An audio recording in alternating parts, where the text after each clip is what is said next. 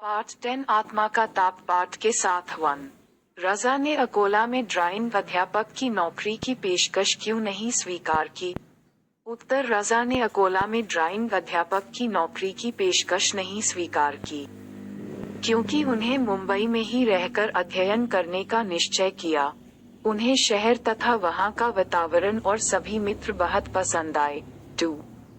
मुंबई में रहकर कला के लिए रजा ने क्या क्या संघर्ष किए?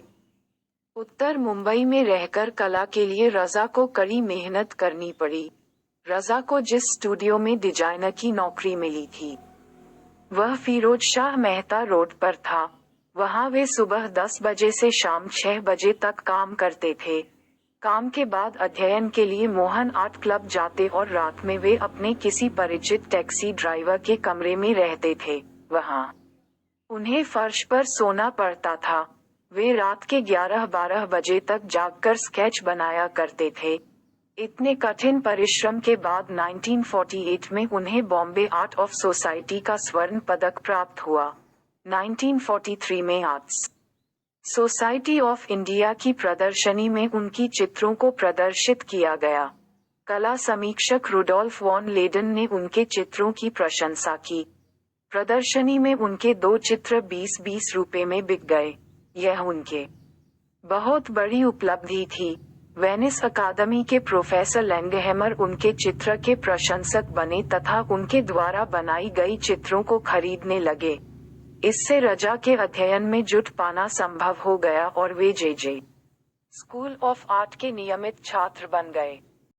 3। भले ही 1947 और 1948 में महत्वपूर्ण घटनाएं घटी हो, मेरे लिए वे कठिन बरस थे। रजा ने ऐसा क्यों कहा? उत्तर, 1947 में भारत आजाद हुआ और 1948 में महात्मा गांधी की हत्या। लेकिन रजा के लिए ये दोनों वर्ष कठिन दौर थे क्योंकि व्यक्तिगत तौर पर उनके साथ घटनाएं घटी थीं। 1947 में उनकी माता और फिर 1948 में उनके पिता का देहांत हो गया। पूरे परिवार की जिम्मेदारी का बोझ उनके कंधों पर आ गया। इस प्रकार उन्हें अनेक क्रूर अनुभवों से गुजरना पड़ा। 4। रजा के पसंदीदा फ्रेंच कलाकार कौन थे? उत्तर, रजा के पसंदीदा फ्रेंच कलाकार सेजां, वॉन गॉग, गोगा, पिकासो, मातीस, शागाल एवं ब्रॉ थे। 5। तुम्हारे चित्रों में रंग है, भावना है, लेकिन रचना नहीं है। चित्र इमारत की ही तरह बनाया जाता है। आधार, नींव, दीवारें, बीम, छत और तब जाकर वह टिकता है। ये बात का विवरण किसके संदर्भ में कही? ख, रजा पर इसका क्या प्रभाव पड़ा? उत्तर, का ये बात फ्रेंच फोटोग्राफर हेनरी कार्तिये ब्रेसा ने रजा के चित्रों को देखने के बाद कही। ख, उनकी इस टिप्पणी से रजा पर गहरा एवं सकारात्मक प्रभाव पड़ा।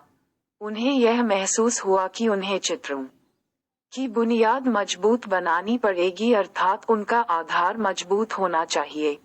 इससे उनकी कला में और भी अधिक निखार आ सकता है। पाठ के आसपास 1।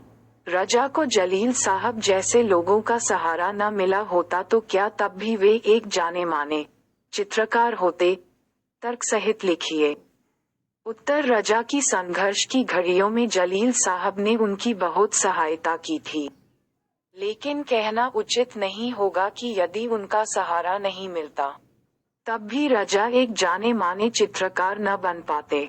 ऐसा इसलिए है क्योंकि कला किसी के सहारे की मोहताज नहीं होती है। ये सच है कि कभी कभी आर्थिक तंगी के कारण प्रतिभा को आगे बढ़ने का अवसर नहीं मिलता। शायद रजा अकोला में ड्राइंग के अध्यापक बनकर ही रह जाते। फिर भी यदि उन्हें जलील साहब जैसे लोगों का सहारा न मिला होता तब भी वे एक जाने माने चित्रकार होते। 2. चित्रकला व्यवसाय नहीं, अंतरात्मा की पुकार है, भविष्य पर विचार कीजिए। उत्तर, ये बातें लेखक एच. रजा ने वर्तमान में हो रहे चित्रकला के व्यवसायीकरण को ध्यान में रखते हुए कही हैं। उन्होंने ये बातें खास तौर पर युवा कलाकारों को संबोधित किया है।